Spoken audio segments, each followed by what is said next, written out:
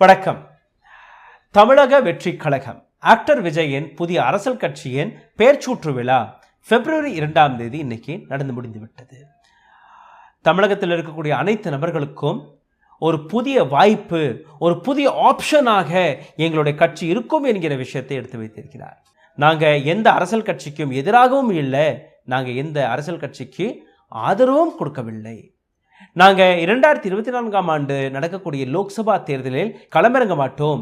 அதே நேரத்தில் 2026 நடக்கக்கூடிய மாநில தேர்தலில் களமிறங்குவோம் என்கிற அந்த விஷயத்தையும் எடுத்து வைத்திருக்கிறார். எக்ஸ் பக்கத்தில் ஒரு கடிதம் வழியாக தன்னுடைய அரசியல் கட்சியின் கொள்கைகளை பற்றியும் தெளிவாக எழுதியிருக்கிறார் ஆக்டர் விஜய். அது என்னவென்று நீங்களே கேட்டுவிடுங்கள்.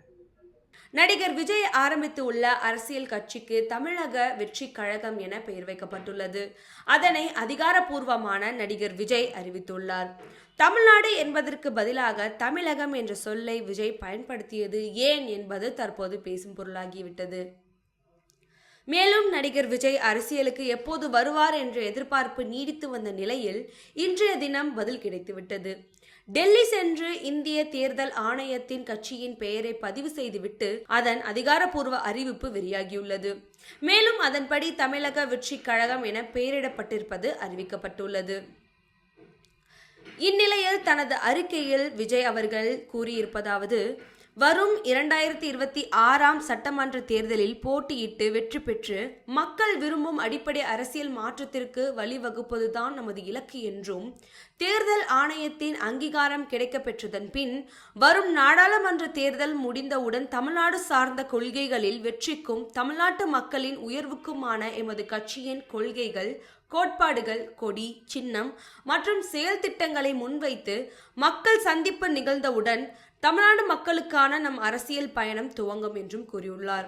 மேலும் இடைப்பட்ட காலத்தில் எமது கட்சியின் தொண்டர்களையும் அரசியலமைப்பு அமைப்புகளையும் அமைப்பு ரீதியாக அவர்களை தயார் செய்த நிலைக்கு கொண்டு வரும் பணிகளும், கட்சியின் சட்ட விதிகளுக்குட்பட்ட ஜனநாயக முறையில் பொறுப்பாளர்களை தேர்ந்தெடுத்து உள்கட்டமைப்பு வழிபடுத்தும் பணிகளும் தீவிரமாக செயல்படுத்தப்படும் என்றும் அவர் கூறியுள்ளார்.